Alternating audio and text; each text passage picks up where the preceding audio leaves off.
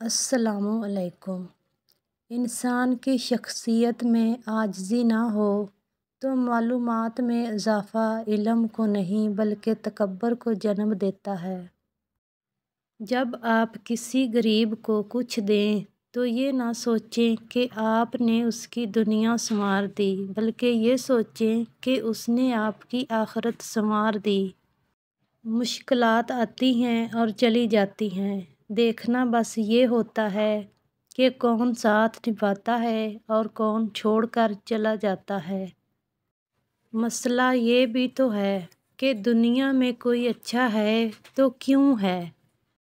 اگر کسی انسان کو تمہاری وجہ سے تکلیف ہوتی ہے تو تمہارے سجدے بیکار ہیں۔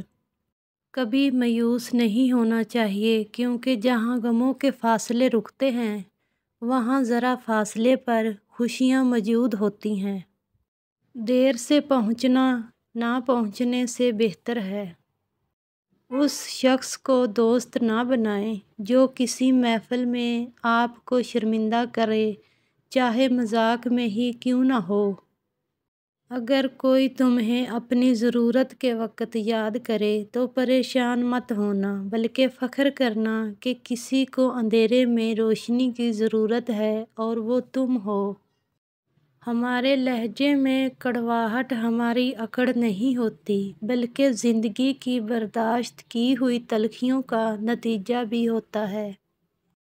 والدین اور درخت دونوں بوڑھے ہو جاتے ہیں مگر ان کی چھاؤں ہمیشہ گھنی ہی رہتی ہے۔ کسی کے بغیر جینا کتنا مشکل ہوتا ہے، چھوڑ جانے والے یہ بات کہاں سمجھتے ہیں۔ اپنے الفاظ کسی کے لیے ضائع نہ کرو، خاموش رہ کے دیکھو کون سمجھتا ہے تمہیں۔ جو آدمی صبر اختیار کرتا ہے وہ کامیابی پاتا ہے اور جو جلد بازی کرتا ہے وہ ٹھوکر کھاتا ہے۔ جب عقل پر پردہ پڑتا ہے تو سب سے پہلے سمجھانے والا برا لگتا ہے۔ قدر نہ کرنے والے کے ساتھ بس یہ ایک کام کرو پھر دیکھنا آپ کی یادیں اس کی راتوں کی نیند اڑا دیں گی۔ اگر آپ اپنے آپ میں ہمت پیدا کر لیں اور اس کی محبت کی بھیک مانگنے کی بجائے اپنے آپ کو جسمانی اور ذہنی طور پر مضبوط کر لیں تو وہ شخص خود آپ کے پیچھے آئے گا، پھر آپ کی مرضی اسے ٹھکرائیں یا قبول کریں۔ اندر سے خوبصورت بنو، اینے جھوٹے ہوتے ہیں اور ہمیں جھوٹ پسند ہے۔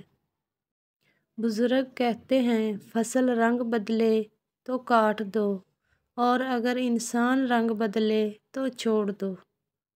دنیا کا سب سے خوبصورت پودا محبت ہے جو زمین پر نہیں دل پر اگتا ہے۔